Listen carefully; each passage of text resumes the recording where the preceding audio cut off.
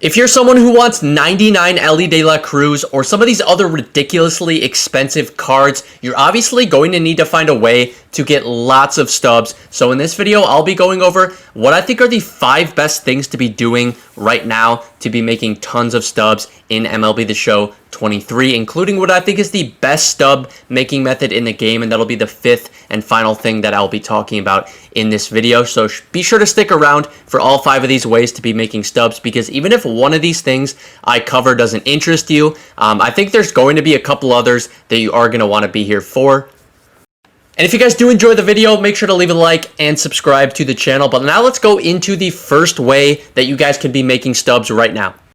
Now, the first way is through the exchanges, and you can come into the player exchanges. And what I suggest personally is the silver to gold player exchanges here. And what you can do is you want to focus on these 75 overall cards. And if you do the math, you need 10 of these 75 overalls to basically complete this exchange and receive a gold player pack. And in a second, I'm going to show you guys how many stubs each of these are going for. And keep in mind, when you guys are buying these cards, I would do it earlier in the day, because these cards are going to be a little bit cheaper earlier in the day. Right now, I'm recording this later in the day, so prices are a little bit higher. But earlier, I was looking at these cards, and you could buy these, put in buy orders for like 55 stubs, and get these cards. And that's the other thing. The key with this is to put in buy orders. So put in buy orders, ideally for around 55 stubs. And yeah, like I said, you're going to need 10 of these cards per exchange. You're going to want to do probably a lot of these exchanges, because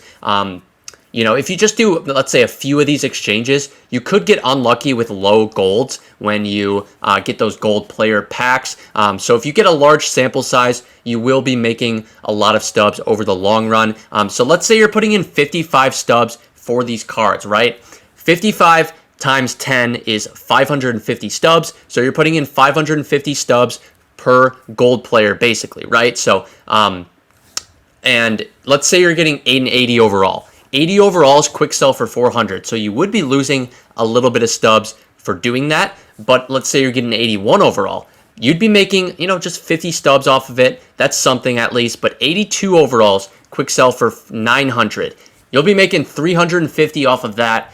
83s, quick sell for 1200. So you'll be making more than double, basically double the stubs for pulling 83s. And then for 84s, they quick sell for 1500 stubs. So you'll be making like 1,000 off of that. So if you just do the math, more times than not, you're going to be making stubs. And the times you're making stubs, you're making a lot more than what you might be losing on like an 80 overall, or basically breaking even on an 81. So that's a really good method. And then the method number 2 that I suggest for making lots of stubs is through events. And the key thing with these events is to grind these events the first day or two that each event comes out, because as you guys can see, the price really goes down on these cards after those first couple days. But what you can do is you want to focus on basically these sellable cards. And there's going to be like 1 or 2 sellable cards within this path, one at 5 wins, one at 20, and this one. And then what you want to do is get these cards as soon as possible, and then basically sell them off, right, at peak value. And if you want to buy them back later, go ahead. But getting them, within those first few days and then selling them you make so many stubs. I think this is an underrated method, actually, because I don't think people realize how many stubs you actually can make off of this. Now, I know some of you might not like events because you think you might have a hard time getting wins, but again, all you need is 5 wins, and I would still give it a try, because if you get into a game against someone you're going to lose to, you can always quit out, go back and do a new game, and after a while, you should be getting matched up against players around your skill level. So you don't need to be grinding a ton of wins. That's the thing. Get enough wins, even just for 1 sellable card. 2 is ideal, but even just 1, and that'll still be worth your time, because you're basically, you need 5 wins, and you're getting, you could probably make like 75,000 off of this 1 card. You want it to at near its peak value. So, yeah, I mean, just even the 1 card is worth it, in my opinion. So the third way to be making stubs is actually a two-parter, and the first part I kind of want to just mention, and that's making stubs off of roster updates. But then the second part, and even more importantly, it's not very exciting to do, but it's something that all of you need to do, and that is cleaning out your inventory. But again, with the roster updates, I mainly just want to mention it since a lot of people have made stubs off of them this year. But personally, I just haven't been invested in live series cards this year, and the updates to players kind of just seem pretty unpredictable in my opinion, just making this more difficult to hit on some investments compared to previous years where it was much easier. So yeah, I just haven't really done investing this year. But if you guys are interested, there's plenty of videos that people have on investing in live series that you can go check out. But the main thing that I wanted to touch on in this part though is the inventory, cleaning out your entire inventory, because I know a lot of you don't clean it out. And the reality is that, you likely will have thousands, if not maybe even 100,000, 200,000 worth of stubs just sitting in your inventory and collecting dust, that you don't know about or you don't think about, right? So what I would do is maybe like once a month, I would go through your entire inventory, sell off all your duplicates, sell off all the other cards or items that you won't really need. And when I say entire inventory, I mean everything. Like I'm showing you guys now, especially the duplicate live series players, that's a big one, right? But other players, equipment items, jerseys, other collectibles. You probably have a million of these minor league jerseys right here, duplicates of them. Sell all of them, That's I don't think you guys realize how many stubs are just sitting in here. I actually recently cleaned out all of my duplicate live series cards, so I still have a few that you guys saw probably, but most of them I had a ton, and I made a lot of stubs just off of that here very recently. But again, just going through every month and cleaning everything out is a really good way to be making stubs, and something that you guys might not be thinking about. The other thing I do want to mention here is that go back to your collections and to your equipment, and there probably have a few of these that you can collect and get some stubs, some XP, but then also some of these have diamond equipment choice packs as the final reward, and you might have some of these. So just go back, check through the collections and the equipment ones, and go through, and you probably have some stubs sitting here waiting to be collected here as well. The fourth way you guys could be making lots of stubs right now is through grinding the ball player program, and I'm not going to go over the entire setup for the ball player method, but if you guys want to check out, I would suggest watching actually my video from a week ago, I think it was, where I go over the fastest XP methods, and in there I talk about basically the setup for the ball player. But I usually make a pitcher, so either a starting pitcher or two-way player, or you can make a hitter, but if you do, I would go to custom stadiums, so it's easier to hit home runs playing in those stadiums. But once you have the player, the key thing to be focusing on are these programs right here.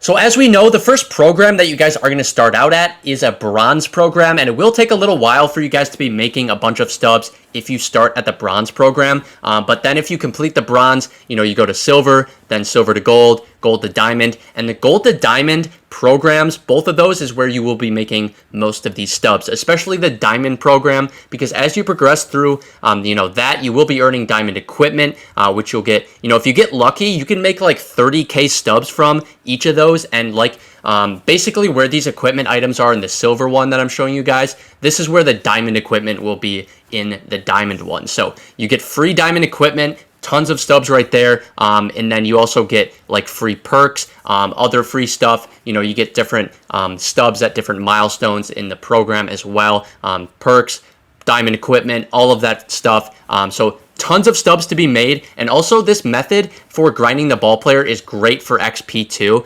So if you want to mindlessly grind something that isn't Diamond Dynasty and gets you lots of XP and stubs, this is definitely a great option for you.